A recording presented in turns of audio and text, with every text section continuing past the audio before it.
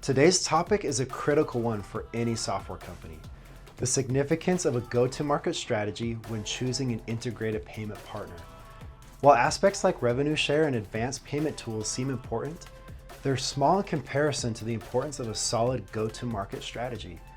Here's the thing: your primary aim is to persuade your customers to adopt your payment system. That's where the revenue lies. But without a carefully thought out go-to-market strategy, all other features and incentives payment companies offer are almost useless. They don't drive the conversion you need. A go-to-market strategy is more than just a plan, it's your blueprint for success. It guides you on how to effectively introduce your payment solution to the market, how to communicate its value, and more importantly, how to convince your users to adopt.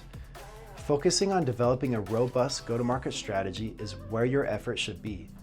With this in place, everything else like revenue share and payment tools will align to support your ultimate goal: converting more customers and increasing your revenue.